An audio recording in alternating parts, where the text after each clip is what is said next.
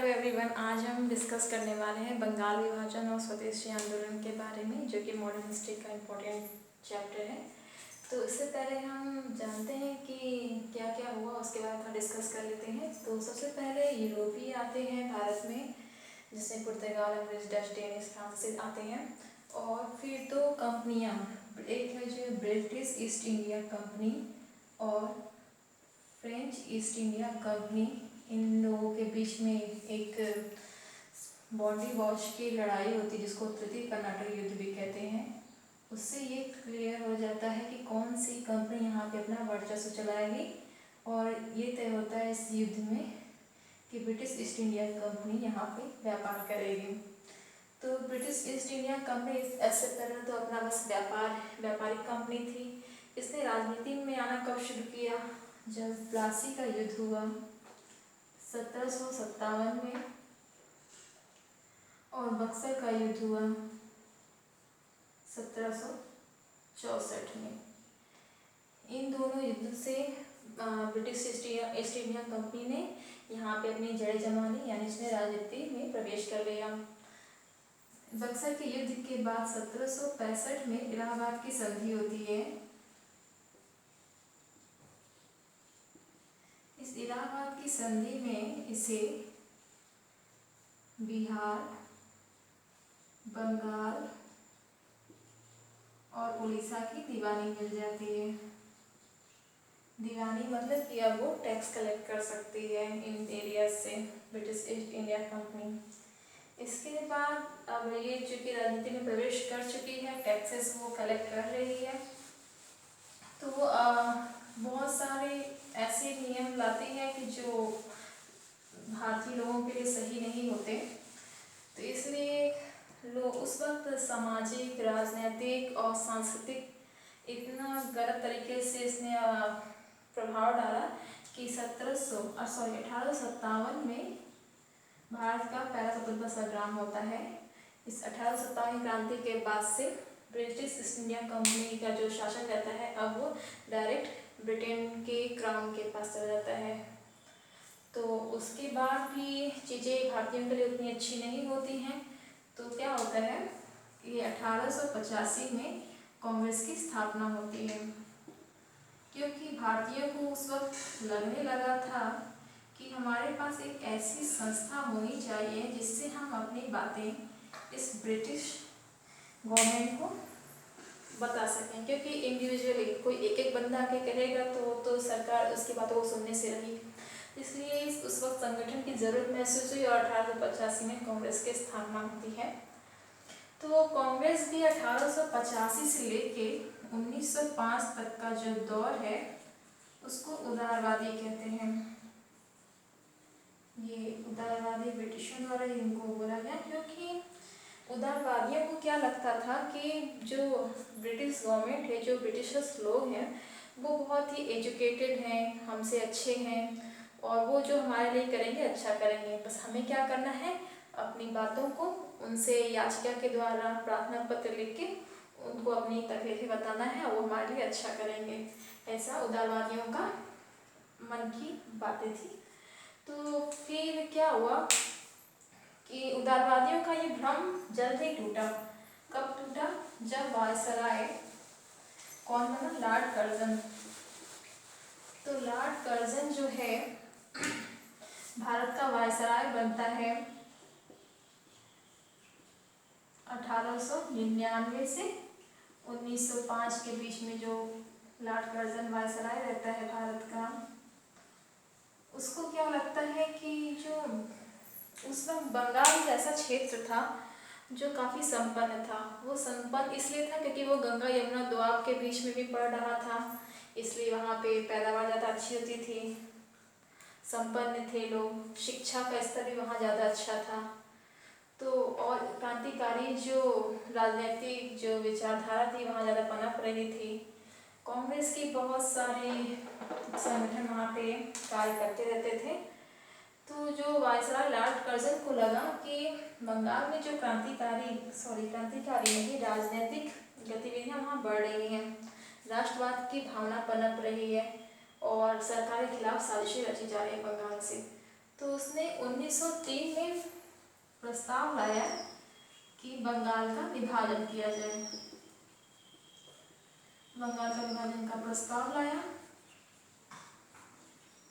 तो अब हमारे जो, और उसने तत्कालिक कारण ये बताया कि बंगाल का जो एरिया वो काफ़ी बड़ा है और प्रशासनिक दृष्टि से हम प्रशासनिक सुविधा को बताया उसने कारण कि हम इतने बड़े एरिया का प्रशासन नहीं संभाल पा रहे हैं। अगर हम उसको 2 भागों में कर देते हैं तो उसके प्रशासन को संभालना आसान होगा। तो क्योंकि उस वक्त का बंगाल केवल आज का पश्चिम बंगाल नहीं है, उस वक्त में बंगाल में बिहार, बंगाल, उड़ीसा, बांग्लादेश और असम का क्षेत्र था जो काफ़ी बड़ा एरिया था। तो 1903 में बंगाल का विभाजन का प्रस्ताव उसने पेश किया। अब हमारे जो राष्ट्रवादी नेताओं को ये बातें भनक लगने लगी इस बात की वो बंगाल का विभाजन करने वाली है, तो इसलिए उसके खिलाफ काफ़ी प्रचार प्रसार होने लगा, लोगों को जुटाया जाने लगा। जो उदारवादी नेता थे वो भाषणों द्वारा और प्रार्थना पत्रों द्वारा लोगों को उसके बारे में चेता रहे थे कि स्वदेशी आंदोलन से जुड़े।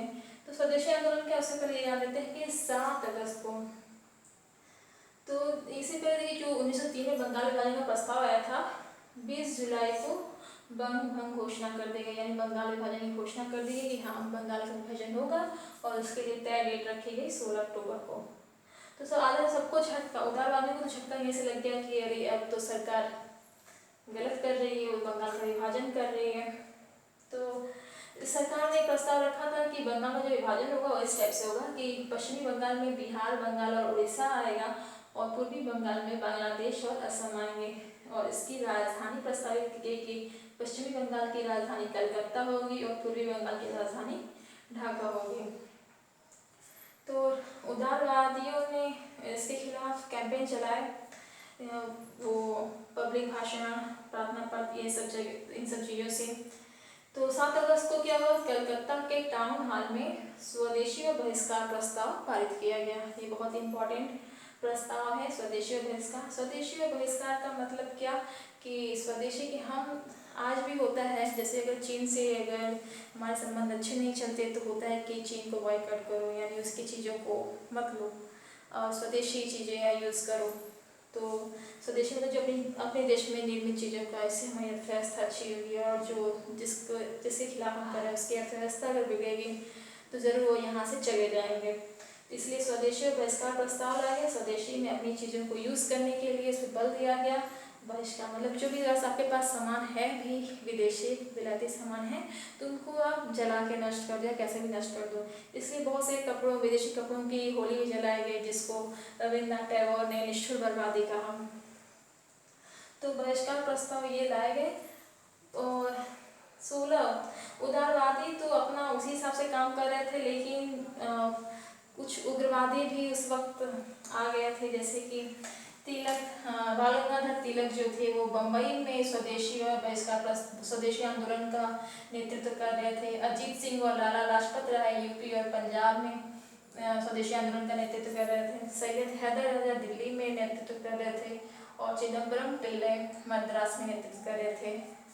तो जो उग्रवादी दल था, उग्रवादी दल जिनका काम था कि हम अब याचिका, प्रार्थना पत्रों द्वारा सरकार तक अपनी बात नहीं पहुंचाएंगे, हम संघर्ष करेंगे। तो संघर्ष के नए नए तौर तरीके भी आए, उसको बाद में डिस्कस करेंगे। तो ये उग्रवादी चाहते थे कि ये जो है हमें स्वतंत्रता मिलनी चाहिए और इसको पूरे देश में, ये जो है स्वदेशी आंदोलन इसको पूरे देश में मतलब पूरे देश में फैलाया जाना चाहिए। लेकिन उदारवादी उसको केवल बंगाल तक ही सीमित रखना चाहते थे।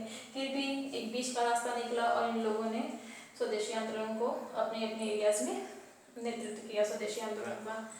फिर 16 अक्टूबर को, जैसा कि तय डेट था, 16 अक्टूबर को बंगाल विभाजन प्रभावी हो गया, यानी बंगाल विभाजन हो गया। तो इससे लोग काफ़ी रुष्ट हुए। लोगों ने उस दिन लोगों घर में चूल्हा चौका नहीं जला, लोगों ने व्रत रखे, उस दिन उपवास रखा। लोग जत्थे के जत्थे लोग अपना गंगा स्नान के लिए गए। फिर उसके बाद वो वंदे मातरम गीत करते स्वदेशी आंदोलन कर रहे थे रास्तों पे चल के। तो उस वक्त वंदे मातरम इस आंदोलन का शीर्षक गीत बन गया था और यहाँ तक कि इस पर बैन भी लग गया था कि वंदे मातरम नहीं गाना है किसी को। गंगा में स्नान किया लोगों ने और रविन्द्रनाथ टैगोर जी के कहने पे 16 अक्टूबर को शोक दिवस मनाया गया और साथ में ही लोगों ने अपनी एकता को प्रदर्शित करने के लिए एक दूसरे को राखी बांधी, राखी दिवस मनाया गया। इसके अलावा बता दूं कि जो मेन मास्टर प्लान था लॉर्ड कर्जन का, जिसने बताया था कि प्रशासनिक सुविधा से हम बंगाल का विभाजन कर रहे हैं, उसके अलावा उसने उसके पीछे कोई और षड्यंत्र था। वो चाहता था कि मुस्लिम संप्रदायवाद को बढ़ाना, क्योंकि उसने ऐसे विभाजन किया कि पूर्वी बंगाल में 1.2 करोड़ 1 करोड़ 20 लाख हिंदू थे और 1.8 करोड़ मुस्लिम थे। यहाँ पे मुस्लिम जो है बहुसंख्यक बन गए, मुस्लिम को बहुसंख्यक बना दिया, बहुसंख्यक आबादी, और हिंदुओं को यहाँ पे 4 करोड़ 20 लाख यहाँ हिंदू थे और 90 लाख यहाँ मुस्लिम थे, और मुस्लिम को यहाँ पे अल्पसंख्यक बन गए। मुस्लिमों ने क्या किया, बंगाल विभाजन का समर्थन किया। क्यों किया? क्योंकि मुस्लिम खुश थे कि चलो किसी एक जगह तो हम सारे मुस्लिम यहाँ पे बहुल आबादी में है, बहुसंख्यक में है, अब हम अपनी बातें भी सरकार तक पहुँचा सकते हैं। तो और यहाँ पे मुस्लिम, तो इसलिए 1906 में कर्जन के विचारधारा से प्रभावित होकर 1906 में मुस्लिम लीग का भी गठन किया गया और यहाँ से भी मुस्लिम उस मुस्लिम लीग में जुड़ने लगे। और चूँकि समर्थन तो कर रहे थे मुस्लिम जो थे बंगाल विभाजन का, जो स्वदेशी आंदोलन चलाया था बंगाल विभाजन के विरोध में, उसको शक की निगाह से देख रहे थे, क्योंकि ये जो स्वदेशी आंदोलन था उसमें हिंदू त्योहारों का और मेलों का बहुत ज़्यादा उपयोग किया गया था।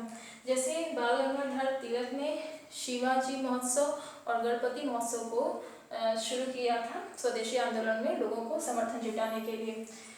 तो इसके अलावा और क्या हुआ था, नेशनल काउंसिल ऑफ एजुकेशन यानी राष्ट्रीय शिक्षा परिषद का गठन हुआ था।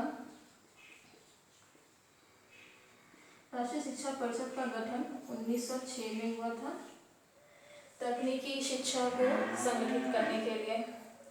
और Indian society of oriental art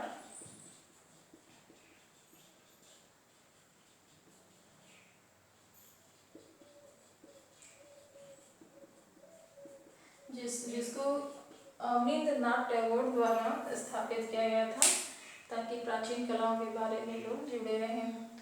तो इस हिसाब से स्वदेशी आंदोलन अपने चरम पे चल रहा था, लेकिन मई जून 1908 आते आते क्या हुआ कि उस वक्त बहुत सारे जो नेता थे उनको गिरफ्तार किया जाने लगा।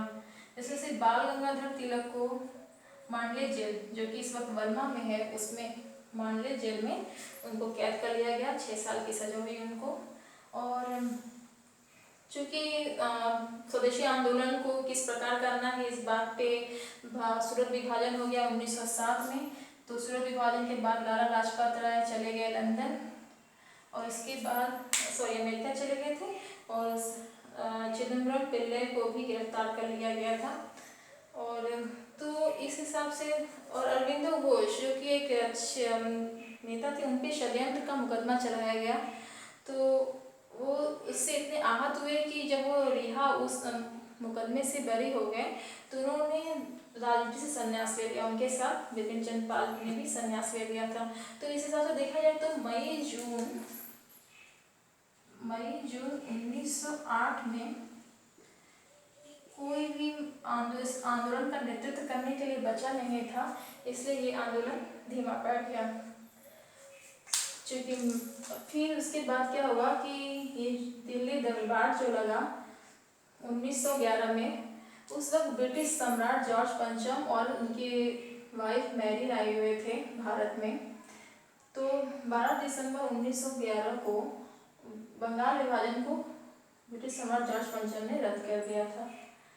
और उन्होंने और भी घोषणाएं की। उन्होंने कहा कि राजधानी जो है अब कलकत्ता से दिल्ली की जाएगी। और जब वो ब्रिटिश सम्राट जॉर्ज पंचम आए थे तो जो बम्बई वो बहुत अच्छे से सजाया गया था और उनके स्वागत के लिए गेटवे ऑफ इंडिया जो बम्बई में उसको बनाया गया था। इसके अलावा उन्होंने और क्या घोषणाएं की, उड़ीसा और बिहार को अलग प्रांत कर दिया और असम को नया प्रांत बना दिया। और दिल्ली जो इसके बाद जो दिल्ली स्थानांतरण है, क्वेश्चन आता है कि बंगाल विभाजन रद्द कब हुआ था, तो वो 12 दिसंबर 1911 को, लेकिन वो जो दिल्ली स्थानांतरण है वो 1912 में हुई थी।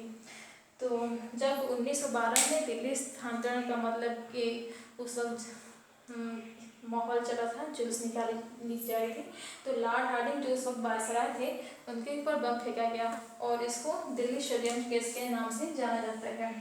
तो इस तरह बंगाल विभाजन हमारा रद्द हो गया 1911 में।